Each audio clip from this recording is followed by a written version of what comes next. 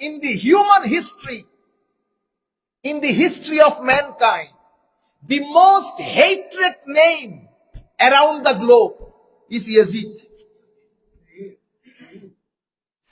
इससे पलीत यानी ऐसे यानी क्या कहूं इसको, इससे घिनौना बदमाश किस्म की लोग, यानी जिसकी नाम तक लोग तलफ्फुज करने से इतराते हैं, এরকম একটা ঘাটিয়া মানে নাম ইয়াজিদ। আপনারা বুঝতে পেরেছেন? এই জন্য আল্লামা ইকবাল কত চমৎকার বলেছেন, কত বাত সির্ফ ইতনা হি है, ও কথা শুধু এতটুকুনি, ইয়াজিদ থা হুসাইন হ্যাঁ, কথা শুধু কনক্লুশন শুধু এতটুকু, ইয়াজিদ ছিল এক সময় নাই, কিন্তু হুসাইন আছে, হুসাইন থাকবে। এই জন্য উনি বলেছেন তো এই যে হুসাইনি যারা হয় তাদের টাকা পয়সা ধন দৌলত ডাজন্ট ম্যাটার, এদের কোনো মৃত্যু নাই। দুনিয়া যত সামনের দিকে যাবে এর আরো জেগে উঠবে, আরো জেগে উঠবে, আরো জেগে উঠবে। আপনি দেখেন হযরত সৈয়দা যায়েনব রাদিয়াল্লাহু তাআলা আনহা যুদ্ধবন্দী, কিরকম ইনসাল্টিং ছিল তাদের বিহেভিয়ার। বেঁধে সেঁধে মানুষ দেখতেছে, তো গ্রাম দিয়ে যাচ্ছে, বিভিন্ন ট্রাইব দিয়ে যাচ্ছে, মানুষ ছাদের উপর উঠে উঠে দেখতেছে who they are. So the message was conveying to the common mass is এরা সরকারের বিরুদ্ধে বিদ্রোহ করেছে, they revolt against the government, this is the punishment। সবাই ভয়ে, বুঝতে পেরেছেন? কারণ ডিক্টেটোরিয়াল রুল, একনায়কতন্ত্রের শাসন কখনো ভয় ভীতি ছাড়া সামনের দিকে যাবে না, মানুষকে কথা বলতে দেয় না। এটাকে আমরা মডার্ন যে পলিটিক্যাল সায়েন্সের টার্মে বলি ফেসিস্ট, বুঝতে পেরেছেন? তো ফেসিস্ট যখন গভর্নমেন্ট ফর্ম করে এটাকে আমরা বলি ডিক্টেটোরিয়াল, টোটালিটারিয়ান হোক অথরিটারিয়ান হোক হোয়াটসএভার। আপনারা বুঝতে পেরেছেন? ডেসপটিক রুল বলে। এখন আপনি দেখেন এই 40 বছরও যায়নি আমার নবী দুনিয়া থেকে গেছেন, আর খোলাফায়ে রাশেদ আমার নবীর পরে আরো 33 বছর, তাইলে পুরা 33 বছরের সময়কাল ছিল ডিভাইন ডেমোক্রেসি। যে ডেমোক্রেসির মধ্যে, যেটা আমরা talking about western democracy, divine democracy, যে ডেমোক্রেসির মধ্যে এভরিবডি ইজ ইকুয়াল, যে ডেমোক্রেসির মধ্যে ফারুক আজমের মতো লোককে মানুষ রাস্তায় দাঁড়িয়ে বলতেছে আপনার পাঞ্জাবির কাপড় এত লম্বা কেন। বুঝতে পেরেছেন? মানে ডিভাইন ডেমোক্রেসি যখন এস্টাবলিশ হয় মানুষের সাহস বেড়ে যায়, সবাই ইকুয়ালি রাইট ভোগ করে। তো কোনটা আমার নবী দিয়ে গেলেন, আর 2 মিনিট পরে কোনটা কি হয়ে গেল দেখেন। আচ্ছা, নিয়ে যাচ্ছে এক জায়গার মধ্যে তাবু গেড়েছে, সবাই টায়ার্ড হয়ে গেছে। একটু চিন্তা করে দেখেন কেমন লাগতেছিল আলে রসুল, আমার নবীর কেমন লাগতেছে বলেন। কারণ আপনি যদি বলেন না আমার নবী মনে কষ্ট পাই নাই, আমার নবী মনে কষ্ট পাই নাই, আবার আপনার তো কথা শেষ নাই, আমার নবী দুনিয়া থেকে চলে গেছেন, মনে কষ্ট পাবেন কেমনে? আপনারা বুঝতে পেরেছেন? প্রত্যেক বৃহস্পতিবারে আমার নবীর দরবারে আপনার আমার আমলনামা পেশ হয়। Every Thursday, everybody's deed is presented to the court of the Holy Prophet sallallahu alaihi wasallam.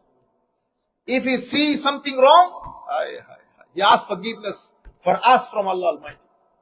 If he sees something good, he prays Almighty Allah. ভালো কিছু দেখলে আল্লাহর প্রশংসা করে। আমার নবী যদি দেখেন, আমাদের মতো লোকদের আমল দেখেন, তো আল্লাহর দরবারে ইস্তেগফার করে।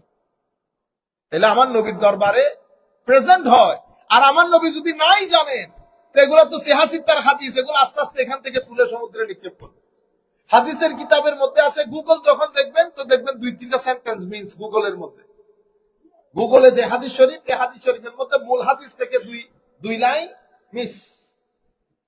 আমি গতকালকে যে হাদিস শরীফটা পড়েছি, আমার মাথায় আসে না কি গুগলের মধ্যে লাইন 2টা নাই কেন। আমি মনে করতেছি আমি কোনো মিস্টেক করতেছি কিনা। দেশে ফোন দিছি ছাত্রদেরকে, বেটা লাইব্রেরি থেকে কিতাব বের করে একটু দেখো তো এই হাদিসগুলোর লাইন। আচ্ছা, এটা এরকম, কারো কাছে অন্য পাবলিকেশন আছে, যে আছে ওইটা দেখো। সব জায়গার মধ্যে আছে, গুগলের মধ্যে ওই লাইনটা নাই। কোনটা? আল্লাহ রাব্বুল আলামিনের লানত পড়ুক, মারওয়ান বলেছে, লানত পড়ুক সেই সমস্ত তরুণ ওই যে সামান্য একটা বয়সের তরুণ প্রজন্মের রুলার, তাদের উপর আল্লাহর লানত পড়ুক। এই কথা মারওয়ান বলেছে, কিন্তু এটা গুগলের মধ্যে যখন হাদিস চেক করেছি, গুগলের মধ্যে এটা নাই। ভবিষ্যতে আরো কি থাকে না আল্লাহ পাক ভালো জানে। আল্লাহ রাব্বুল আলামিন আমাদের হামি ও নাসির হোক। তো আমি আপনাদেরকে বলতে চাচ্ছিলাম যে হযরতে সাইয়্যিদা যায়েনব রাদিয়াল্লাহু তাআলা আনহু সহ বেঁধে টেঁধে নিয়ে যাইতেছে। কে যাচ্ছে না কে যাচ্ছে?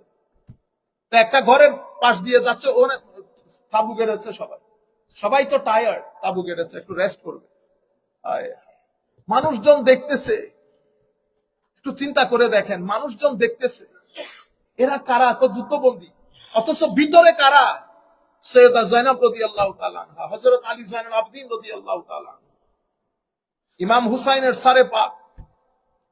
তো ফিজ্জা নামক এক আফ্রিকান মহিলা, উনি বয়সের বারে একেবারে ওই যে কুজো হয়ে হাঁটে না, উনি আসলেন, এসে একটু পানি টানি খাওয়াচ্ছিলেন। যুদ্ধবন্দী হযরত সৈয়দা যায়েনবকে পানি টানি খাওয়াচ্ছিলেন। হযরতে সৈয়দা যায়েনব জিজ্ঞেস করলেন, মা, এত দূর পর্যন্ত আসলাম, কেউ তো জিজ্ঞেসও করলো না আমরা কে, আপনি একেবারে হঠাৎ করে এরকম পানি টানি খাওয়ানোর কারণ কি? আমি সৈয়দা ফাতেমা রাদিয়াল্লাহু তাআলা আনহার ঘরে কাজ করতাম। আমি কাজ শেষ করে যখন চলে আসতেছিলাম,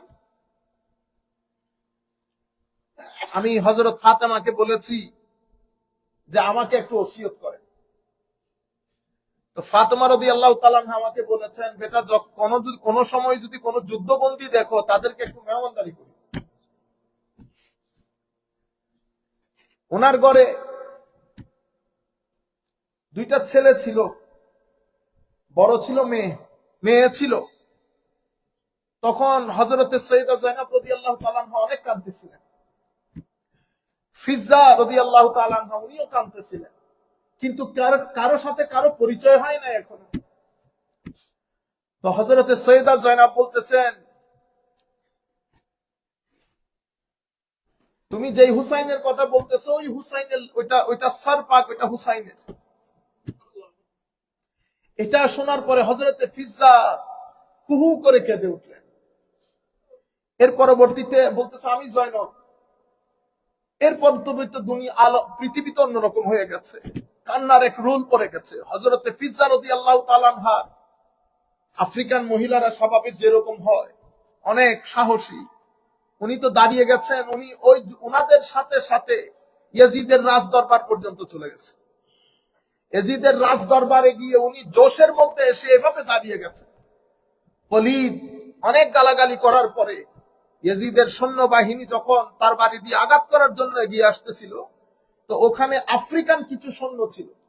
আফ্রিকানদের মধ্যে সহজাত প্রীতিটা অনেক বেশি আমাদের চেয়ে। তখন আফ্রিকান সৈন্যবাহিনী দাঁড়িয়ে যায়, খবরদার, আমাদের জাতের মহিলার গায়ে হাত তুললে খবর হবে।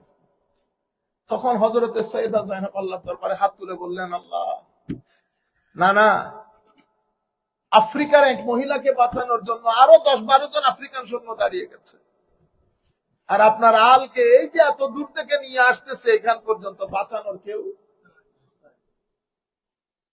এখানে কি হচ্ছে না হচ্ছে দুনিয়া তো জানেই না। মক্কা শরীফ, মদিনা শরীফের মধ্যে শুধু 2 জন সাহাবায়ে, এটা সিহাসিত্তার হাদিস, আমি কারো মুখে কোনোদিন শুনিও নাই। এখন তো আমাদের সুন্নিদের মধ্যে আবার নতুন ঢং জাগ্রত হয়েছে, ঢং। এই কারণে তাদের এত ইনসাল্টিং, এই সুন্নি জগতের ইনসাল্টিং, হিউমিলিয়েশন। তারা এই পদে পদে লাঞ্ছিত, বঞ্চিত, অপমানিত, অপদস্থ হচ্ছে এগুলার কারণে। তারা এই পুরা মুহররম মাসের মধ্যে আমির মুআবিয়া রাদিয়াল্লাহু তাআলা আনহু, তারপরে আলে রাসূলের কথা বললে শিয়া এগুলা বলে পুরা মুহররম মাস কাটিয়ে। আপনারা বুঝতে পেরেছেন? তারপরে মুহররম মাস, আশুরা, আরে বেটা, সব এক জায়গায়। এখানে ইমাম হুসাইন, আমি জান্নাত নিয়ে খেলতেছি, আপনি মুহররমের নফল নামাজ পড়লেও কি না পড়লেও কি। আপনারা বুঝতে পেরেছেন? 2 দিন পরে পড়বো, সফরের মাসে পড়বো। এটা আমি এখন যার কথা বলতেছি, উনি জান্নাতের সর্দার ইমামে হুসাইন রাদিয়াল্লাহু তাআলা, সাইয়্যিদা শাবাবে আহলিল জান্নাহ। তখন ইয়াজিদের রাজ দরবারে একটা সিন ক্রিয়েট হয়ে গেছে ফিজ্জার কারণে। হযরতে ফিজ্জা রাদিয়াল্লাহু পরবর্তীতে অ্যারেস্ট করা হয়েছে, জেলে রাখা হয়েছে হযরত ফিজ্জাকে। এবং আমার নবী সাল্লাল্লাহু আলাইহি ওয়াসাল্লাম সিহাসিত্তার বর্ণনার মধ্যে এসেছে, মক্কা শরীফের মধ্যে হযরত আব্দুল্লাহ ইবনে আব্বাসকে খাবে দেখিয়েছেন, স্বপ্নে দেখিয়েছেন আমার নবী। আর মদিনা শরীফের মধ্যে উম্মু সালামাকে দেখিয়েছেন স্বপ্নের মধ্যে। পুরা এই যে কারবালার প্রান্তরে শাহাদাতের ঘটনা দুই পক্ষ জানতে পারে আমার নবী খাবের মধ্যে বলার কারণে। হযরত আব্দুল্লাহ ইবনে আব্বাস বলতেছে আমার নবীর চেহারা ধুলিময় অবস্থা, ধুলিময় চেহারা। আপনি নামাজ, রোজা, হজ, যাকাত এবার চিন্তা করে দেখেন, ধুলিময় চেহারা, কি ব্যাপার? কই মাত্র আমি আমার হুসাইনের শাহাদাত গা থেকে আসতেছি। আপনি চিন্তা করতে পারবেন এটা এটা এটা কোন মানুষ গ্রহণ করবে কোনদিন? তো হযরতে আলী জাইনুল আবেদিন বলছেন ইন্নিল তায়ারি হাসাবা, পৃথিবীর কোন মানুষ আর আমাদের কথা শোনার নাই। সেই জন্য হে সকালের হাওয়া, যদি মদিনা শরীফ যাওয়ার সুযোগ হয় দরবারে আমাদের সালাম দিয়ে বাল্লিগ সালামি রাউদাতান ফিহা নবিয়ুল মুহতারাম, ওখানে আমাদের প্রিয় নবী, বড় সম্মানের নবী, আমার নবী শায়িত আছেন, আমাদের পক্ষ থেকে সালাম আরজ করে দিই। এরপর উনি প্রশংসা করতেছেন মান ওয়াজহুহু শামসুদ দুহা মান খাদ্দুহু বদরুদ দুজা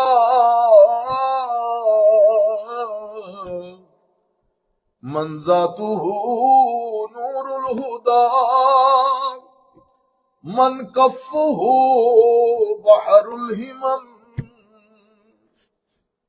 মান ওয়াজহুহু শামসুদ দুহা, যার চেহারা শামসুদ দুহা, সূর্যের চেয়ে উজ্জ্বল।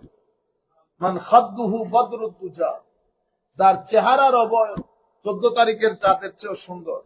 মান যাতুহু নূরুল হুদা, যার জাতকে আমার আল্লাহ হেদায়েতের চশমা চেরাগ হিসেবে বানিয়েছেন। মান কাফফুহু বাহরুল হিমাম, যার দয়া তাণ্ডব কিন্নে সমুদ্রের সীমা পরিসীমাকে ছাড়িয়ে যায়। এরপরে সময় যেহেতু অত্যন্ত সংক্ষিপ্ত, উনি বলছেন ইয়া রাহমাতাল লিল আলামিন আনতা শাফিউল মুজনিবিন আকরিম লানা ইয়াউমাল হাজিন ফাদলান ওয়া জুদান ওয়াল কারামি। এর পরবর্তীতে বলতেছে ইয়া রাহমাতাল লিল আলামিন আদরিক লিজাইনিল আবিদিন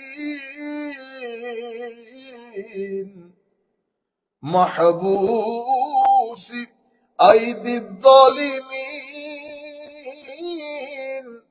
ফিল মাওকাবি ওয়াল মুজদাহাম ইয়া রাহমাতাল লিল আলামিন আদরিক লিজাইনিল আবিদিন। ইয়া রাসূলুল্লাহ, জাইনুল আবিদিনের খবর নিতে হবে না একবার? মাহবুসে আইদিজ জালিমিন, আমি জালেমদের হাতে বন্দী ইয়া রাসূলুল্লাহ সাল্লাল্লাহু আলাইহি ওয়াসাল্লাম, বড় কঠিন সময় পাড়ি দিচ্ছি ইয়া রাসূলুল্লাহ। আল্লাহ রাসূলের দরবারে আরজি দিলেন একটু খবর নেওয়ার জন্য। সম্মানিত উপস্থিতি, আমার নবী সাল্লাল্লাহু আলাইহি ওয়াসাল্লাম দুনিয়া থেকে যাওয়ার পরে এই যে সিস্টেমটা দিয়ে গেছে, সেই সিস্টেমের মধ্যে আমার নবী সাল্লাল্লাহু আলাইহি ওয়াসাল্লামের হাদিসগুলো যদি আমরা একবার পড়ি, গতকালকে যেটা পড়েছিলাম বুখারী শরীফের রিওয়ায়াত, আপনারা নিশ্চয়ই মনে আছে, সেই হাদিসে পাকের মধ্যে আমার নবী সাল্লাল্লাহু আলাইহি ওয়াসাল্লাম ইরশাদ করে গেছেন যে আমার এই টোটাল সিস্টেমটা, আমার এই ডিভাইন সিস্টেমটা, এটা প্রথমে ধ্বংসপ্রাপ্ত হবে কুরাইশের কিছু অপ্রাপ্ত বয়স্ক শাসকের হাতে। হালাকাতু উম্মতি আলা ইয়াদাই গিলমাতিম মিন কুরাইশ। এবং ইমাম বুখারী শরীফের মধ্যে ফিতনার একটা অধ্যায় আছে, এটাকে আমরা বলি কিতাবুল ফিতান। কিতাবুল ফিতান, ফিতনার অধ্যায়। সেই ফিতনার অধ্যায়ের মধ্যে উনি অধ্যায়ের নাম দিয়েছেন কি জানেন? অধ্যায়ের নামটা এটা দিয়েছেন হালাকু উম্মতি আলা ইয়াদাই উগাইলামাতিন মিন কুরাইশ উগাইলামাতিন সুফাহা, মানে আমার উম্মতের ধ্বংস হবে কুরাইশের অপ্রাপ্ত বয়স্ক অবুজ স্টুপিড কিসিমের শাসকের হাতে। এটা ইমাম বুখারী চ্যাপ্টারের নাম দিয়েছেন। কেন? কারণ হাদিসে পাকের মধ্যে আমার নবী বলেছেন হালাকাতু উম্মতি আলা ইয়াদাই গিলমাতিন মিন কুরাইশ। আচ্ছা, এই হযরতে, আমি হাদিসটা আরেকবার বলি, দূর দূরান্ত থেকে যারা শুনতেছেন তাদের জন্য সহজ হয়ে যাবে। হযরতে আমর বিন ইয়াহইয়া বিন সাঈদ বিন আমর বিন সাঈদ উনি বলছেন, আমার দাদা ইয়াহইয়া বিন সাঈদ আমাকে জানিয়েছেন, আমর বিন সাঈদ আমাকে জানিয়েছেন, কুনতু জালিসান মা আবি হুরাইরা ফি মসজিদিন নবী সাল্লাল্লাহু আলাইহি ওয়াসাল্লাম। সবাই নামাজ দোয়া পড়তে আসে না, মসজিদে নববীতে এসে চলে যায়। আমরা আবু হুরাইরার সাথে মসজিদে নববীর মধ্যে বসা। আপনারা বসে বসে কথা বলেন না, সেরকম ফারাক শুধু এতটুকু, আমরা কথা বলি, সাহাবায়ে কেরাম কথা বলতেন। যে কাজগুলা বেনিফিটেড সেই কাজগুলা করতেন, কোরআন শরীফ পড়তেন, নামাজ দোয়া পড়তেন, অথবা কোনো কিছু শিখতেন। তো হযরত আবু হুরায়রা আমাদের সাথে আছে, তৎকালীন যুগের মদিনা শরীফের গভর্নর মারওয়ানও আমাদের সাথে আছে। তো তখন হযরতে আবু হুরায়রা বলতেছেন, আমি আমার নবীর নুরানি জবান মুবারক থেকে শুনেছি যে আমার নবী ইরশাদ করেছেন আমার উম্মত ধ্বংসপ্রাপ্ত হবে। কাদের হাতে? কুরাইশের অপ্রাপ্তবয়স্ক, নির্বোধ, যারা শাসন কার্য পরিচালনা কিভাবে করে জানে না, তাদের হাতে আমার উম্মত ধ্বংসপ্রাপ্ত হবে। এই কথা বলার পরে মারওয়ান বলছে, ফাকালা মারওয়ান বলছে, লাআনাতুল্লাহি আলাইহিম গিলমাতান, আল্লাহর লানত পড়ুক সেই অপ্রাপ্ত বয়স্ক তরুণ শাসকদের উপর।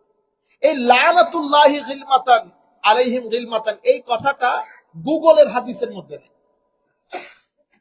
আচ্ছা, এই কথা বলার পরে ফাকালা আবু হুরায়রা, হযরতে আবু হুরায়রা রাদিয়াল্লাহু তাআলা আনহু ইরশাদ করলেন, লাউ শি'তা আন আকুলা বানি ফুলান বানি ফুলান লা ফাআলতু, যদি আপনি চান আমাকে তারা কে, তাদের বাবার নামকে বলে দিতে, আমি আপনাকে বলতে পারবো। আমি আপনাকে, কারণ আমার নবী আবু হুরায়রাকে অনেক কথা বলে গেছে। দুইজন ব্যক্তি সাহাবীকে আমার নবী ভিতর বাহিরের অনেক কথা বলে গেছেন। আরেকজনকে তো আমার নবীর সির বলা হতো, হযরত হুযায়ফা ইবনুল ইয়ামান রাদিয়াল্লাহু তাআলা আনহু।